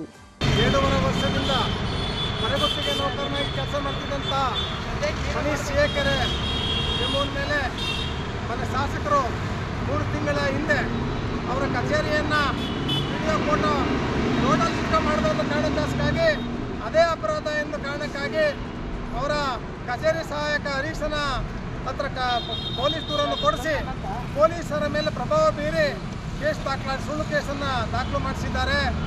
ಅದೇ ಒಂದು ಕಾರಣ ಇಟ್ಕೊಂಡು ಪುರಸಭೆಯವರು ಮತ್ತು ಶಾಸಕರ ಬೆಂಬಲಿಗರು ಪಿತೂರಿ ಮಾಡಿ ಒಂದು 3 ಜನ ಅನಾಮಧೇಯ ಪತ್ರವನ್ನು ಪುರಸಭೆ ಮುಖ್ಯಾಧಿಕಾರಿಗಳಿಗೆ ಕೊಡಿಸೋದ್ರ ಮೂಲಕ ಆ ನೆಪ ಇಟ್ಕೊಂಡು ಏಕಾಏಕಿ ಮನೀಶ್ನನ್ನು ಕೆಲಸದಿಂದ ತೆಗೆದುಹಾಕಿದ್ದಾರೆ. ನಾವು ಅದನ್ನು ಖಂಡಿಸಿ ನಾವು ಅನಿರ್ದಿಷ್ಟಾವಧಿ ಪ್ರತಿಭಟನೆಯನ್ನು ದಲಿತ ಸಂಘಟನೆಗಳ ಸಮನ್ವಯ ಸಮಿತಿ ಹಮ್ಮಿಕೊಂಡಿದೆ. ನಾವು ಒತ್ತಾಯ ಮಾಡ್ತೇವೆ ಮಾನ್ಯ ಶಾಸಕರಲ್ಲಿ, ನೀವು ದೇಶದ ರಾಜಕಾರಣವನ್ನು ಬಿಡಿ.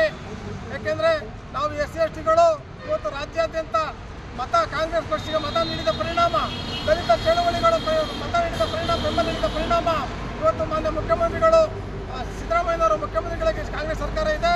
ಅದರ ಪರಿಣಾಮ ನೀವು ಕೂಡ ಮೊದಲನೇ ಬಾರಿಗೆ ಶಾಸಕರಾಗಿದ್ದೀರಿ. ನೀವು ದಲಿತರನ್ನ ಕಡೆಗಣಿಸಬೇಡಿ, ದಲಿತರ ಮೇಲೆ ಮೇಲೆ ಸುಳ್ಳು ಕೇಸನ್ನ ಹಾಕಬೇಡಿ. ನಾವು ಈ ಕೇಸ್ ಹಾಕಿರೋದನ್ನ ನೀವು ವಾಪಸ್ ತಗೋಬೇಕು ಮತ್ತು ಮನುಷ್ಯನಿಗೆ ಈ ಕೂಡಲೇ ಕೆಲಸವನ್ನು ನೀಡಬೇಕು ಅಂತ ಒತ್ತಾಯ ಮಾಡ್ತೇವೆ. ನೀವು ಕೆಲಸ ನೀಡುವವರೆಗೂ ಕೂಡ ನಾವು ಪ್ರತಿಭಟನೆಯನ್ನು ಮುಂದುವರಿಸ್ತೇವೆ. ಈ ವೇಳೆ ದಲಿತ ಸಮನ್ವಯ ಸಮಿತಿಯ ತಾಲೂಕು ಗೌರವಾಧ್ಯಕ್ಷ ಬೋರಯ್ಯ ತೈಲೂರು, ಅಧ್ಯಕ್ಷ ಶಂಕರ್, ಕಾರ್ಯದರ್ಶಿ ಸುಂದರೇಶ್, ಮೂರ್ತಿ, ಅಂಬರೀಶ್, ಪುಟ್ಟರಾಮು, ಮೋಹನ್ ಕುಮಾರ್, ಸ್ವಾಮಿ, ಅರವನಹಳ್ಳಿ, ಡಿಎಸ್ಎಸ್ ಅಧ್ಯಕ್ಷ ಶಿವು, ಕೃಷ್ಣ, ದಾಕ್ಷಾಯಿನಿ, ರಾಜಮ್ಮ ಸೇರಿದಂತೆ ಇತರರು ಹಾಜರಿದ್ದರು. ಸಂಗೀತ ರತ್ನ ಪಿಟೀಲು ಚೌಡಯ್ಯ ಸ್ಮಾರಕ ಭವನಕ್ಕೆ ಮಂಜೂರಾಗಿದ್ದ ಜಾಗವನ್ನು ಟಿ ನರಸೀಪುರ ಪುರಸಭೆ ಮುಖ್ಯಾಧಿಕಾರಿಗಳು ಟಿ ಚೌಡಯ್ಯ ಸ್ಮಾರಕ ಭವನ ಟ್ರಸ್ಟ್ ಅಂತ ಬದಲಾಯಿಸಿ ಖಾತೆ ಮಾಡಿಕೊಟ್ಟು ಕಾನೂನನ್ನು ಉಲ್ಲಂಘಿಸಿದ್ದಾರೆ. ಕೂಡಲೇ ಟ್ರಸ್ಟ್ಗೆ ಮಾಡಿರುವ ಖಾತೆಯನ್ನು ರದ್ದುಪಡಿಸಬೇಕು, ಇಲ್ಲದಿದ್ದರೆ ಸಮಿತಿ ವತಿಯಿಂದ ಉಗ್ರ ಪ್ರತಿಭಟನೆ ಹಮ್ಮಿಕೊಳ್ಳಬೇಕಾಗುತ್ತೆ ಅಂತ ಕರ್ನಾಟಕ ದಲಿತ ಸಂಘರ್ಷ ಸಮಿತಿ ಮೈಸೂರು ವಿಭಾಗೀಯ ಸಂಚಾಲಕ ಬನ್ನಳ್ಳಿ ಸೋಮಣ್ಣ ಎಚ್ಚರಿಸಿದರು. ಪಟ್ಟಣದ ಸರ್ಕಾರಿ ಅತಿಥಿ ಗೃಹದಲ್ಲಿ ಕರೆದಿದ್ದ ಮಾಧ್ಯಮಗೋಷ್ಠಿಯಲ್ಲಿ ಅವರು ಮಾತನಾಡಿದರು. 18/10/1972ರಲ್ಲಿ ಬೈರಾಪುರ ಗ್ರಾಮದ ಸರ್ವೆ ನಂಬರ್ 48ರಲ್ಲಿ 1 ಎಕರೆ 2 ಗುಂಟೆ, ಅದರಲ್ಲಿ 19 ಗುಂಟೆ ಜಮೀನ ಸಂಗೀತ ರತ್ನ ಚೌಡಯ್ಯ ಮೆಮೋರಿಯಲ್ ಗಾಯನ ಸಮಾಜ ಇವರ ಹೆಸರಿಗೆ ಘನ ಸರ್ಕಾರ ಮಂಜೂರು ಮಾಡಿದೆ. ಈಗಲೂ ಅದು RTC ಎಂಬರ್ಲಿ ಆಗಂತಲೇ ಇದೆ. ಅದರ ಜೊತೆಗೆ ದುರ್ಗನಕಟ್ಟೆ ಜಮೀನು ಮೈಸೂರು ಜಿಲ್ಲಾಧಿಕಾರಿಗಳ ಅನ್ವಯ ಸರ್ಕಾರ 19 ಗುಂಟೆ ಚೌಡಯ್ಯ ಸ್ಮಾರಕ ಭವನ 19 ಗುಂಟೆ, ಒಟ್ಟು ಟೋಟಲ್ ಆಗಿ 38 ಗುಂಟೆ ಜಮೀನ MRH RTC ಅದು 31/21/2008 ಖಾತೆ ಮಾಡಲಾಗಿದೆ. ಇತ್ತೀಚೆಗೆ ಈಗಿರ್ತಕ್ಕಂಥ ಇವರು ಇತ್ತೀಚೆಗೆ ಬಂದ ಚೀಫ್ ಆಫೀಸರು ಅದನ್ನ ಮೀಟರ್ ಲೆಕ್ಕನ ಮಾಡಿ ಅಲ್ಲಿ ತನಕ ಕುಂಟೆ ಲೆಕ್ಕದಲ್ಲಿ ಇದೆ. ಅದು ಕುಂಟೆ ಲೆಕ್ಕದಲ್ಲಿ ಎಲ್ಲ ತಗೋ ಟಿ ಚೌಡಯ್ಯ ಮೆಮೋರಿಯಲ್ ಗಾಯನ ಸಮಾಜ ಅಂತಾನೆ ಇದೆ.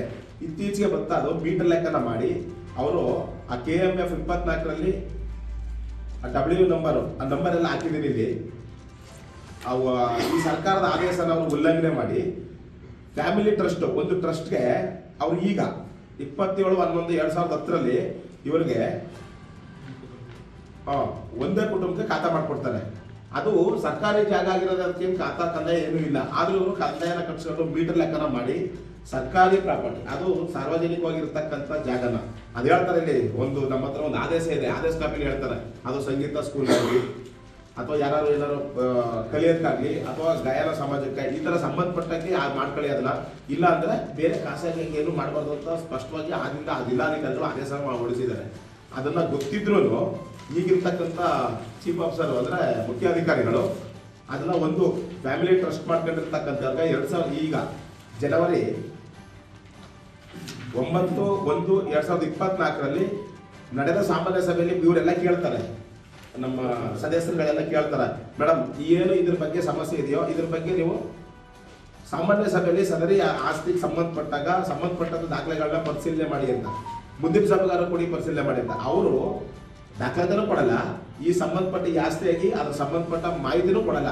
ಇದೆಲ್ಲನ ಉಲ್ಲಂಘನೆ ಮಾಡಿ ಎಲ್ಲ ಸದಸ್ಯರಿಗೆ ಎಲ್ಲರಿಗೂ ಅದು ಅವ್ರಿಗೆ ಅನುಮಾನ ಏನು ಇದ್ರಂಗೆ ಮಾಡ್ದಂಗೆ ಮಾಡಿ ಆ ಟ್ರಸ್ಟ್ಗೆ ಖಾತೆ ಮಾಡಿ ಅದಕ್ಕೆ ಅವ್ರಿಗೆ ಇದು ಕೊಟ್ಟಿದ್ದಾರೆ, ಈ ಸೊತ್ತು ಕೊಟ್ಟಿದ್ದಾರೆ.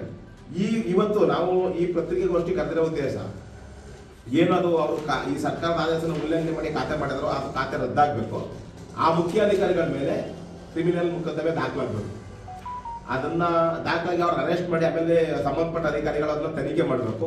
ಅದೇನಾದ್ರು ಅವರು ಇದೇ ರೀತಿ ಉಲ್ಲಂಘನೆ ಮಾಡಿ ವಿಳಂಬ ಮಾಡಿದ್ರೆ ತಾಲೂಕು ಸಮಿತಿ ಉಗ್ರವಾದ ಹೋರಾಟನ ಮಾಡಬೇಕಾಯ್ತಂತ ಈ ಸಂದರ್ಭದಲ್ಲಿ ಹೇಳಕ್ಕೆ ಇಷ್ಟಪಡ್ತೀನಿ. ಈ ಸಂದರ್ಭದಲ್ಲಿ ತಾಲೂಕು ಪ್ರಧಾನ ಸಂಚಾಲಕ ಕನ್ನಳ್ಳಿ ಶಿವಕುಮಾರ್, ಜಿಲ್ಲಾ ಸಂಘಟನಾ ಸಂಚಾಲಕ ವಾಟಾಳ್ ನಾಗರಾಜ್, ಜಿಲ್ಲಾ ವಿದ್ಯಾರ್ಥಿ ಪ್ರಧಾನ ಸಂಚಾಲಕ ಧಮ್ಮ ಅಶೋಕ್, ಖಜಾಂಚಿ ಬಸವಣ್ಣ, ಕನ್ನಹಳ್ಳಿ ಸೋಮಣ್ಣ ಸೇರಿದಂತೆ ಇತರರು ಹಾಜರಿದ್ದರು. ಮಳವಳ್ಳಿ ತಾಲೂಕಿನ ಕಿರಗಾವಲು ವಿವಿಧೋದ್ದೇಶ ಪ್ರಾಥಮಿಕ ಗ್ರಾಮೀಣ ಕೃಷಿ ಸಹಕಾರ ಸಂಘದ ನೂತನ ಅಧ್ಯಕ್ಷರಾಗಿ ಕಾಂಗ್ರೆಸ್ ಬೆಂಬಲಿತ ಕೆಪಿ ನರೇಂದ್ರ ಕೆಎಂ ಪುಟ್ಟು ಅವಿರೋಧವಾಗಿ 3ನೇ ಬಾರಿ ಪುನರಾಯ್ಕೆಗೊಂಡರು. ಸಂಘದ ಕಚೇರಿಯಲ್ಲಿ ನಡೆದ ಅಧ್ಯಕ್ಷ ಉಪಾಧ್ಯಕ್ಷ ಚುನಾವಣೆಯಲ್ಲಿ ಅಧ್ಯಕ್ಷ ಸ್ಥಾನಕ್ಕೆ ಕೆಪಿ ನರೇಂದ್ರ ಕೆಎಂ ಪುಟ್ಟು ಹಾಗೂ ಉಪಾಧ್ಯಕ್ಷ ಸ್ಥಾನಕ್ಕೆ ಸಿಜಿ ದೊಡ್ಡಿ ಚಿಕ್ಕಯ್ಯ ನಾಮಪತ್ರ ಸಲ್ಲಿಸಿದರು. ತಲಾ ಒಂದೊಂದು ನಾಮಪತ್ರ ಸಲ್ಲಿಸಿದ ಹಿನ್ನೆಲೆಯಲ್ಲಿ ಚುನಾವಣಾಧಿಕಾರಿ ಸಂತೋಷ್ ಕುಮಾರ್ ಅವಿರೋಧ ಆಯ್ಕೆ ಬಗ್ಗೆ ಘೋಷಣೆ ಮಾಡಿದರು. ನೂತನ ಅಧ್ಯಕ್ಷ ಕೆಪಿ ನರೇಂದ್ರ ಕೆಎಂ ಪುಟ್ಟು ಅಭಿನಂದನೆಯನ್ನು ಸ್ವೀಕರಿಸಿ ಮಾತನಾಡಿ, ಕಿರಗಾವಲು ಕೃಷಿ ಪತ್ತಿನ ಸಹಕಾರ ಸಂಘದಲ್ಲಿ ಸಾರ್ವಜನಿಕ 9 ಕೋಟಿ ನಿಶ್ಚಿತ ಠೇವಣಿ ಇಟ್ಟಿದ್ದಾರೆ. ನಿಶ್ಚಿತ ಠೇವಣಿಯಿಂದ ಸಂಘವನ್ನು ಅಭಿವೃದ್ಧಿಗೊಳಿಸಲಾಗಿದೆ. ವರ್ಷಕ್ಕೆ ಸುಮಾರು 60 ಕೋಟಿ ವಹಿವಾಟು ನಡೆಸೋದ್ರೊಂದಿಗೆ ರೈತರು ಹಾಗೂ ಸಾರ್ವಜನಿಕರು ಹಿತಕಾಯುವ ಕೆಲಸ ಮಾಡಲಾಗ್ತಾ ಇದ್ದು ಮುಂದಿನ ದಿನಗಳಲ್ಲಿ 100 ಕೋಟಿ ವಹಿವಾಟು ನಡೆಸಲು ಅಂದಾಜಿಸಲಾಗಿದೆ ಎಂದರು. ರಾಷ್ಟ್ರೀಯ ಕೃಷಿ ಪತ್ತಿನ ಸಹಕಾರ ಚುನಾವಣೆಯಲ್ಲಿ ನಮ್ಮ ಷೇರುದಾರರು ಈ ಬಾರಿನೂ ಸಹ ನಮ್ಮದೇ ತಂಡನ ಸತತ 3ನೇ ಬಾರಿಗೆ ಅವಿರೋಧವಾಗಿ ಆಯ್ಕೆ ಮಾಡಿಕೊಟ್ಟಿದ್ದಾರೆ. ಅವ್ರನ್ನ ಧನ್ಯವಾದ ಹೇಳ್ತೀನಿ.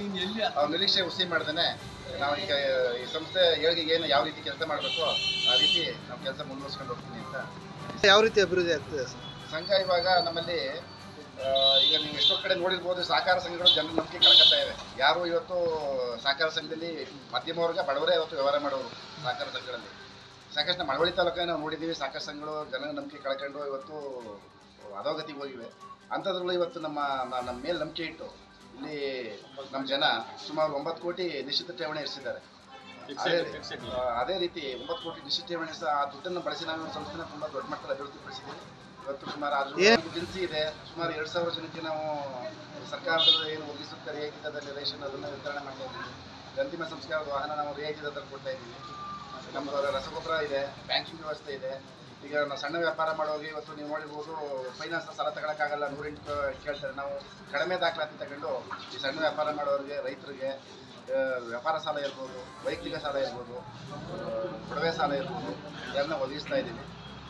ಬೆಳೆ ಸಾಲ ಜೊತೆಗೆ ಒದಗಿಸ್ತಾ ಇದ್ದೀವಿ. ಈಗ ಸರಿ ಸುಮಾರು 40 ಕೋಟಿ ನಮ್ಮದು ವಹಿವಾಟಿದೆ ವಾರ್ಷಿಕ. ಇದನ್ನ ಈ ಮುಂದಿನ 5 ವರ್ಷದೊಳಗಡೆ 100 ಕೋಟಿಗೆ ವಿಸ್ತರಿಸಬೇಕು ಅನ್ನೋದು ನಮ್ಮ. ಇದೇ ಸಂದರ್ಭದಲ್ಲಿ ನಿರ್ದೇಶಕರಾದ Aziz Khan, KM Jagadish, MS Ningegowda, KS Manohar, Yashodha, Jayasheela, Anand, Siddaraju, Malashree, Altaf Mehdi, ಸಂಘದ ಮುಖ್ಯ ಕಾರ್ಯನಿರ್ವಾಹಕ ಅಧಿಕಾರಿ ಶಿವಲಿಂಗು ಸೇರಿದಂತೆ ಮುಖಂಡರು ಹಾಜರಿದ್ದರು. ಮಂಡ್ಯ ನಗರದ ಜೆಸಿ ವೃತ್ತದಲ್ಲಿ ಉಚಿತ ಚಿಕಿತ್ಸಾ ಕೇಂದ್ರವಾಗಿರುವ ಗ್ರೀನ್ ಲೈಫ್ ಹೆಲ್ತ್ ಸೆಂಟರ್ ವತಿಯಿಂದ ಆಯೋಜಿಸಿದ್ದ ವಿಶ್ವ ಕ್ಯಾನ್ಸರ್ ದಿನಾಚರಣೆ ಪ್ರಯುಕ್ತ ಕ್ಯಾನ್ಸರ್ ಜಾಗೃತಿ ಜಾಥಾ ಉಚಿತ ಥೆರಪಿ ಚಿಕಿತ್ಸೆ ಬಗ್ಗೆ ಜಾಗೃತಿ ಅಭಿಯಾನ ನಡೆಯಿತು. ಬಳಿಕ ಮಾತನಾಡಿದ green life health centre manager Lohith, cancer ಒಂದು ಕಾಯಿಲೆ ಅಲ್ಲ, ಅದೊಂದು ವ್ಯಾಪಾರವಾಗಿದೆ. ಅದು ಮಾರಣಾಂತಿಕ ಕಾಯಿಲೆ ಅಲ್ಲ, ಅದರ ಬಗ್ಗೆ ಜಾಗೃತಿ ಹೆಚ್ಚಿಸಬೇಕಿದೆ. ಕ್ಯಾನ್ಸರ್ನಿಂದ ನೀವು ಹೊರಗಡೆ ಬರಬಹುದು ಅಂತ ಸಲಹೆ ನೀಡಿದ್ರು. 1 ಮತ್ತು 2ನೇ ಹಂತದಲ್ಲಿರುವ ಕ್ಯಾನ್ಸರ್ ಲಕ್ಷಣಗಳನ್ನು ಪತ್ತೆ ಮಾಡಿಕೊಂಡು ವೈದ್ಯರಲ್ಲಿ ಸೂಕ್ತ ಚಿಕಿತ್ಸೆ ಅಥವಾ ಗ್ರೀನ್ ಲೈಫ್ ಹೆಲ್ತ್ ಸೆಂಟರ್ನಲ್ಲಿ ಸಿಗುವ ಉಚಿತ ಥೆರಪಿ ಮೂಲಕ ರೋಗಮುಕ್ತ ಜೀವನ ನಡೆಸಬಹುದು ಅಂತ ತಿಳಿಸಿದ್ರು. ವಿಶ್ವ ಕ್ಯಾನ್ಸರ್ ದಿನದ ಪ್ರಯುಕ್ತ ನಾವು ಇನ್ನೊಂದು ಸಂಜಯ್ ಸರ್ಕಲ್ವರೆಗೆ ಒಳಲ್ ಸರ್ಕಲ್ನಿಂದ ಈ ಒಂದು ಜಾಥಾನ ಹಮ್ಮಿಕೊಂಡಿದ್ದೀವಿ. ಇದರ ಉದ್ದೇಶ ಒಂದೇ, ನಮ್ಮ ಉದ್ದೇಶ ಒಂದೇ. ಕ್ಯಾನ್ಸರ್ ಒಂದು ಕಾಯಿಲೆ ಅಲ್ಲ, ಅದೊಂದು ವ್ಯಾಪಾರ ಆಗಿದೆ. ಕ್ಯಾನ್ಸರ್ ಒಂದು ಮಾರಣಾಂತಿಕ ಕಾಯಿಲೆ ಅಲ್ಲ, ಅದ್ರ ಬಗ್ಗೆ ಜಾಗೃತಿ ಇದ್ದರೆ ಖಂಡಿತ ನೀವು ಅದರಿಂದ ಹೊರಗಡೆ ಬರ್ಬೋದು. 1ನೇ ಹಂತ 2ನೇ ಹಂತ ಆದರೆ ಖಂಡಿತ ನೀವು ಅದಕ್ಕೆ ಭಯಪಡುವಾಗಿಲ್ಲ. ಖಂಡಿತ ನಾವು ಅದನ್ನು ಚಿಕಿತ್ಸೆ ಕೂಡ ಮಾಡ್ತೇವೆ. ನೀವು ಯಾರೇ ಇದ್ದರೂ ಉಚಿತ ಚಿಕಿತ್ಸೆ ಪಡ್ಕೊಂಡು ಈ ಕ್ಯಾನ್ಸರ್ನಿಂದ ಮುಕ್ತಿ ಹೊಂದ್ಬೋದು. ಈ ಒಂದು ಜಾಥಾದ ಮುಖಾಂತರ ನಾವು ಎಲ್ಲರನ್ನೂ ಕೇಳ್ಕೊಳ್ಳೋದು ಇಷ್ಟೇ, ಎಲ್ಲರೂ ನಿಮ್ಮ ಆರೋಗ್ಯನ ಕಾಪಾಡ್ಕೊಳ್ಳಿ. ಮಾತ್ರೆ ಮೆಡಿಷನಿಂದ ಇವತ್ತೆಲ್ಲ ಆಯುಸ್ ಕಡಿಮೆ ಆಗ್ತಾಯಿದೆ. ದಯಮಾಡಿ ಈ ಥರ ನ್ಯಾಚುರಲ್ ಥೆರಪಿಗಳನ್ನ ತಗೊಂಡು ನಿಮ್ಮ ಆರೋಗ್ಯನ ವೃದ್ಧಿಪಡಿಸ್ಕೊಳ್ಳಿ ಅಂತ ನಾವು ಹೇಳ್ತೀವಿ. ಇದೇ ಸಂದರ್ಭದಲ್ಲಿ ಜಾಗೃತಿ ಜಾಥಾವು ಗ್ರೀನ್ ಲೈಫ್ ಹೆಲ್ತ್ ಸೆಂಟರ್ನಿಂದ ಹೊರಟು ನಗರದ ಜೆಸಿ ವೃತ್ತದಲ್ಲಿ ಸಮಾಪ್ತಿಯಾಯಿತು. ಕಾರ್ಯಕ್ರಮದಲ್ಲಿ ವಿವಿಧ ಇಲಾಖೆಗಳು ವೃತ್ತ ಅಧೀಕ್ಷಕರಾದ ಚೆನ್ನೇಗೌಡ, ಜಾರ್ಜ್ ವೆಲ್ಸನ್, ಕೈಲಾಸ್, ಸಿಬ್ಬಂದಿಗಳಾದ ಆಶಾರಾಣಿ, ವೇದಶ್ರೀ, ನಂದಿನಿ, ಶಿಲ್ಪಾ, ರುಕ್ಮಿಣಿ, ಆಶಾ ಮತ್ತಿತರರು ಹಾಜರಿದ್ದರು. AM furniture showroom Mandya. ನಮ್ಮಲ್ಲಿ ಎಲ್ಲಾ ರೀತಿಯ ವುಡನ್ ಮತ್ತು ಸ್ಟೀಲ್ ಫರ್ನಿಚರ್ಗಳು ದೊರೆಯಲಿದೆ.